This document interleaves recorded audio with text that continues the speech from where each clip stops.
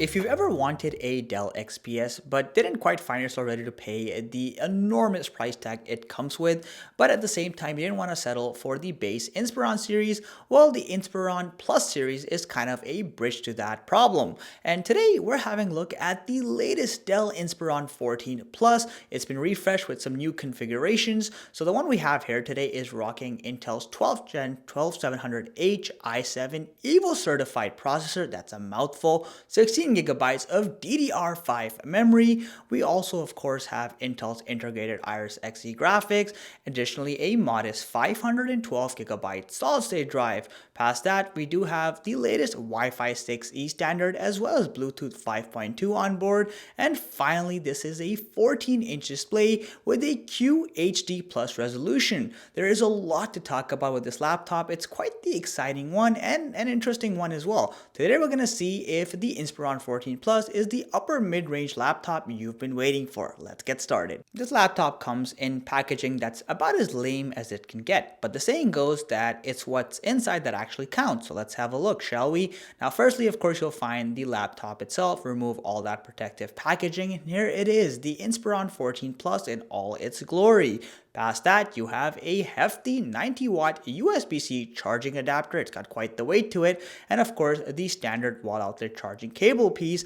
And finally, the quick start warranty regulation information and all the other paperwork that comes standard. In terms of design, you immediately feel the Inspiron 14 Plus is a clear step up when compared to the regular Inspiron series because it has a full metallic exterior, slightly different vents, and a more chunkier build overall. But it still looks linear and sharp and still has this unique slim profile to it. Overall, it's a very sturdy and well-built machine. Now, it is fairly hefty at 3.7 pounds. It's definitely well fed, but again, the build quality represents the weight. Now, starting with the top side, immediately you'll notice you have a smooth, textureless metallic surface here. Dell likes to keep it nice and simple. It also looks professional and clean. Now, you do have a subtle Dell logo in the center, and that's pretty much it. Starting with the rear side, immediately you notice those massive hinge brackets on either side, and right next to those, you have a dual setup of exhaust vents, so plenty of cooling going on here. On either side of the laptop, you have all the I/O ports included.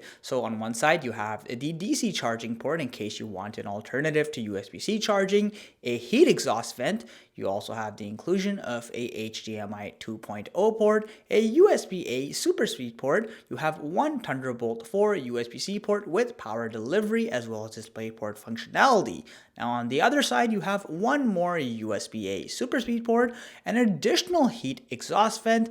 Past that, you have a micro SD card reader and the headphone jack.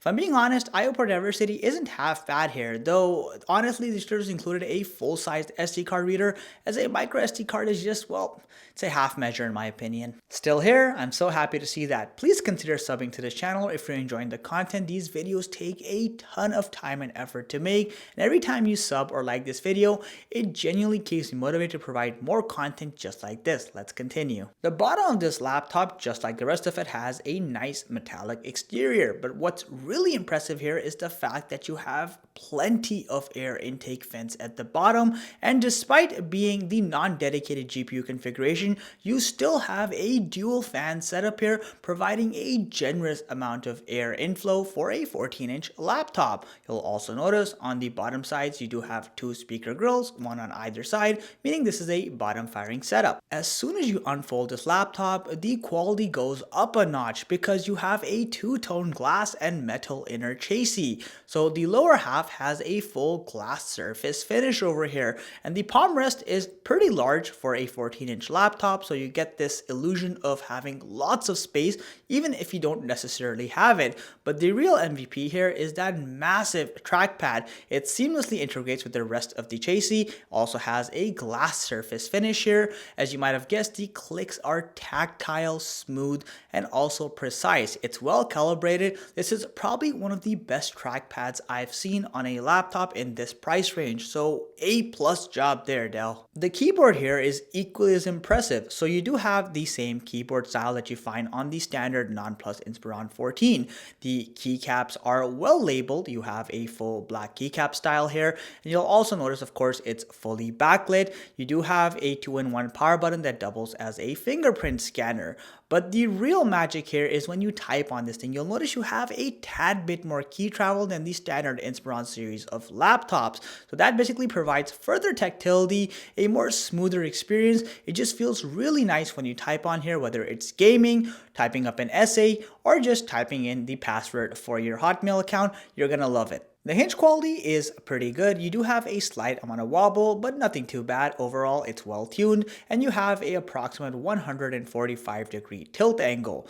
Now, the display fitting is made of plastic, but the good news is that you have a very thin chin at the bottom, which you don't normally find. Additionally, you have nice modern narrow bezels, so they look nice as well. And at the very top, you have a surprisingly thin forehead as well. This is the part normally where I tell you about the mediocre webcam, but not today, because today we've got a high quality full HD 30 FPS webcam included here, and boy, let me tell you, it feels like a massive upgrade compared to the mediocre crap Dell normally ships out with those 720p webcams we find on the base Inspiron models. So good job there, Dell. And it's also worth noting, as a bonus, you do get a built-in privacy shutter for the more cautious consumer. The display quality here is quite impressive, all things considered. So you have a crisp 2.2K resolution, or Quad HD Plus if you will, which equates to a 16:10 aspect ratio. Now you do have a rather limited 60Hz refresh rate, however you do have a high quality IPS panel here with wide viewing angles, no PWM flickering. It is a non-touchscreen laptop, but personally I like that. I hate getting fingerprints on my laptop. Now the real MVP here by far is that exceptional 100% sRGB rating, or 69% Adobe RGB if you will. This means colors look lively, vivid, and is great for content creation, video, or photo editing type of activities. You have a modest 300 nits peak brightness screen here, though tests have shown that it can go up to 350 nits, which is enough for most indoor settings and should prevent glare creep for the most part. This is one of the few 14-inch laptops that offers a H-series processor with a 45-watt i7 chip. Now, day-to-day performance on here obviously is super nice, whether it's web browsing or HD streaming or word processing. Even more demanding activities like coding, 3D modeling, or just doing architecture-based work are very much possible thanks to the combination of a speedy processor and speedy RAM. But even the most demanding of activities like multi-layer 4K video editing on DaVinci Resolve is very much possible. Granted, you might run into the occasional frame drop, but I had a pretty smooth experience and I definitely think it's doable on here. Now, gaming is decent, so games like Fortnite can run at medium settings well above 30 frames per second, but if I'm being honest, that Iris Xe chip will only take you so far.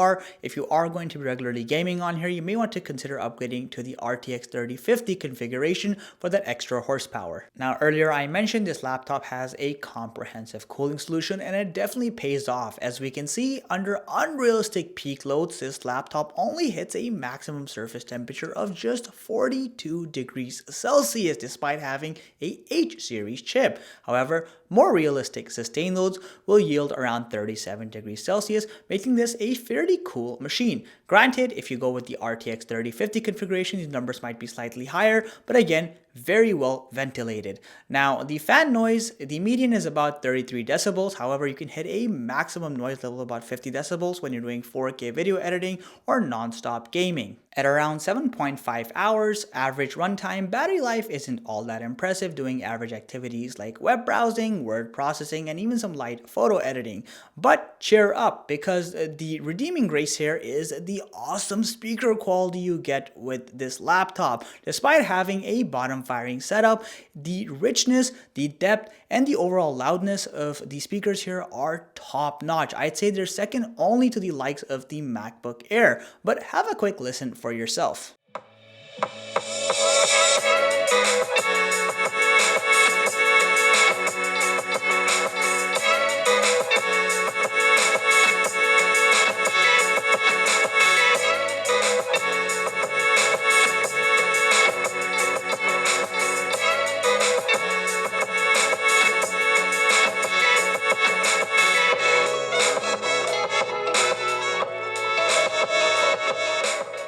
with an approximate running price of 1100 US dollars for the configuration shown here, I honestly believe the Dell Inspiron 14 Plus is one of the best laptops I've reviewed this year. And I'm not just saying that. If you guys actually watch my other laptop videos, you know how critical I am of laptop reviews in general. However, it's one of those few times where I think they got almost everything right. Everything from that sturdy but premium looking build quality to that two-tone premium texture on the inner chassis, including glass and metal, to that fantastic keyboard and crisp trackpad experience, to that fantastic display with a healthy Quad HD Plus resolution, to the fact that we have a decent amount of I/O port diversity, to the fact that we have one of the best speakers I've seen on a 14-inch laptop. This laptop really has a lot to offer, and while its price range definitely creeps towards the premium side or the upper mid-range side, I really think Dell is giving you every dollar's worth of value here. Now, the only two critical factors I will point out is a 7.5-hour battery life is pretty average,